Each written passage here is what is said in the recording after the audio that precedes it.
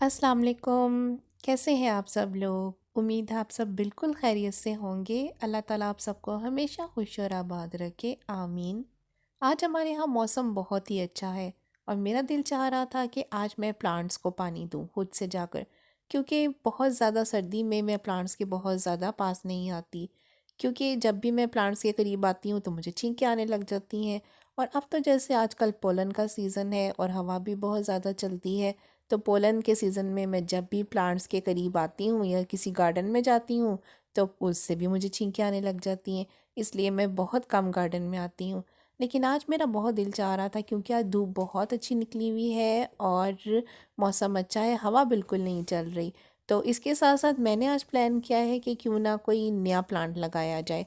तो हमारे घर में पुदीना तो पहले से लगा हुआ है, तो मैं आज लगा रही हूँ धनिया। फर्स्ट टाइम मैं अपने हाथ से धनिया लगा रही हूँ।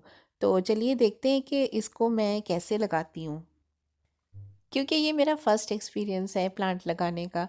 तो मेरे पास ये एक अच्छा सा पॉट था, तो मैंने इसमें सबसे पहले मिट्टी डाल ली है और ऊपर से मैंने पानी से इसको मैं गीला कर रही हूँ और अब मैं इसमें डालूँगी धनिया सीड्स। और फिर इस तरह से जैसा हमारे घर का पुदीना है, जब भी हमें ज़रूरत पड़ती है तो अपनी चीज़ों में फ़्रेश फ़्रेश पुदीना डालते हैं, जैसे मैंने आपके सामने एक रोज़ पकोड़ों में भी डाला था। तो अब जब मेरे पास पुदीना के अलावा धनिया भी अपने घर का होगा तो फिर हम अपने खानों में फ़्रेश फ़्रेश धनिया उतार कर डाला करेंगे और उसका मज़ा और एरोमा ही और होता है बिल्कुल। मेरे पास ऐसे और भी बहुत सारे पॉट्स हैं, तो आप लोग मुझे मशवरा दें कि उन पॉट्स में ऐसा क्या लगाया जा सकता है जो हमारे घरेलू इस्तेमाल के काम आए। क्योंकि फ्लावर्स वगैरह तो हमने वैसे भी लगाए हुए हैं और पालक भी बहुत सारी लगाई हुई है। पालक भी आप लोगों ने एक रोज़ देखी थी कि हमने फ्रेश पालक उतार कर पकौड़ों में डाली थी और उसका बहुत ही मज़ा आया था। तो अब आप लोगों ने मुझे बताना है कि आप लोगों ने अगर अपने घर में ऐसी कोई चीज़ लगाई हुई है ऐसे पॉट्स में, तो वो क्या है जो हम भी इजीली यहाँ पर अपने घर में लगा सकते हैं।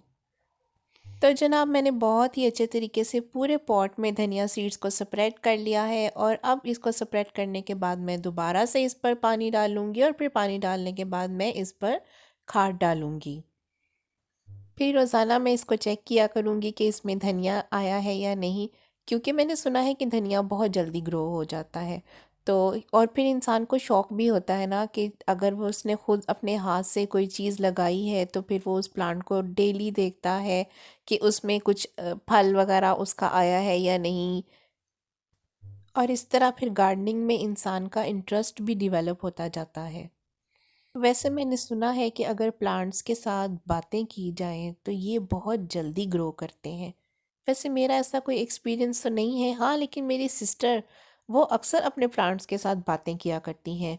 तो वो हमेशा मुझे यही कहती हैं कि देखो इस प्लांट के साथ मैं बहुत ज़्यादा बातें करती हूँ इसलिए ये जल्दी बढ़ गया है।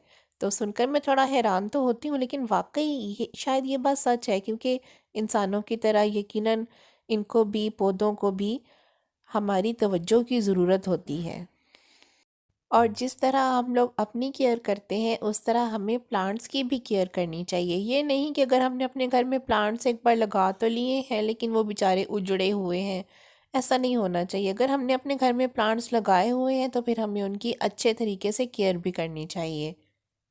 जैसे मैं अब अपने इस धनिया प्लांट की करूँगी, क्योंकि इसको मैंने लगाया है ना भाई, तो इसकी केयर भी मुझे ही करनी है यकीनन। तो जनाब आपसे बातें करते करते मैंने इस पर डाल दी है अच्छे तरीके से खाद और अब मैं इसको कर दूंगी स्प्रेड, ताकि खाद और मिट्टी मिलकर हमारे इस धनिए को ग्रो करने में जल्दी जल्दी हमारी मदद करें। क्योंकि प्लांट्स के बड़े होने में खाद का भी एक अहम रोल होता है। क्योंकि अगर खाद अच्छी है और मिट्टी फर्टाइल है तो फिर हमारे प्लांट्स बहुत जल्दी बड़े हो जाते हैं। और अगर ये दोनों चीज़ें अच्छी नहीं हैं, फर्टाइल नहीं है, तो फिर प्लांट्स बिल्कुल भी ग्रो नहीं कर पाते।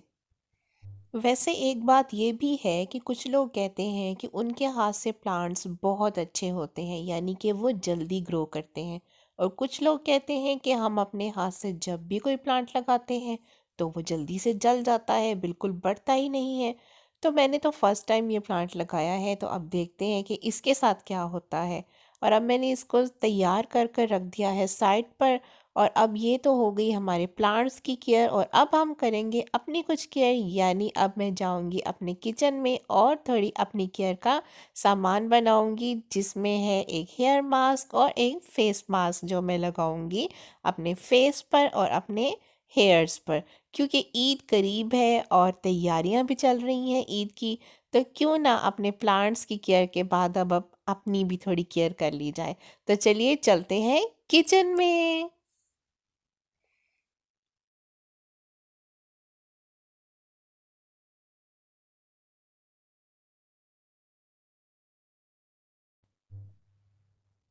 जी तो फ्रेंड्स, अब मैं आ चुकी हूँ अपने किचन में और अब मैं बनाऊंगी एक फेस मास्क जो है स्किन टाइटनिंग के लिए। उसके लिए मैंने लिया है एक अंडे की सफ़ेदी और साथ में चावल का आटा और हनी।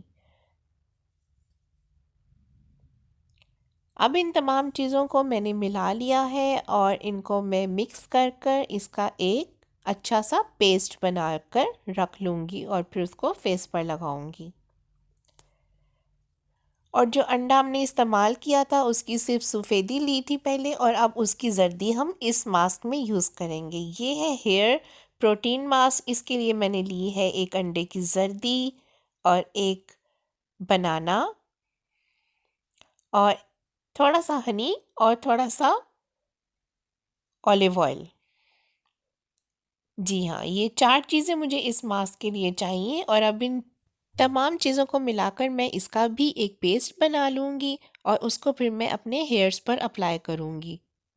कुछ लोग बनाना को ब्लेंड भी कर लेते हैं, लेकिन मैंने सिर्फ इसको स्पून से ही मैश किया है और मेरा मास्क तैयार है। मेरे बाल बहुत ज़्यादा वेवी हैं और जैसा मैंने आप लोगों को पहले भी अपनी एक वीडियो में बताया था कि मेरा हेयर फॉल बहुत ज़्यादा बढ़ गया था।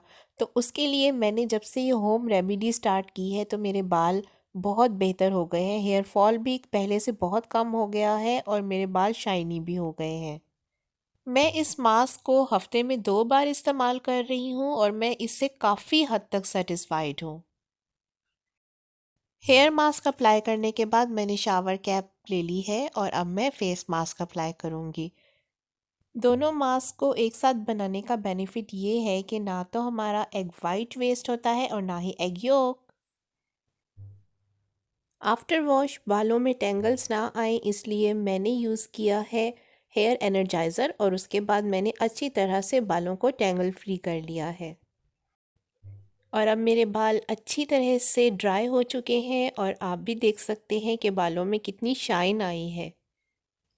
और ऐसा लग रहा है कि जैसे मैंने बाल स्ट्रेट किए हैं, लेकिन जबकि मैंने बाल स्ट्रेट नहीं किए अभी तक। और जो फेस मास्क मैंने अप्लाई किया था उससे मेरे फेस पर बहुत ज़्यादा शाइन आई है और स्किन टाइट महसूस हो रही है। तो आई होप आपको आज की मेरी वीडियो अच्छी लगी होगी। अगर वीडियो अच्छी लगी है तो इसको लाइक कीजिए, अपनी फैमिली और फ्रेंड्स के साथ शेयर कीजिए और मेरे चैनल को सब्सक्राइब करना तो बिल्कुल भी नहीं भूलिएगा। तो मिलते हैं आप किसी नेक्स्ट वीडियो में, तब तक के लिए मुझे दीजिए इजाज़त। अपना रखिए बहुत ख्याल। अल्लाह हाफिज़।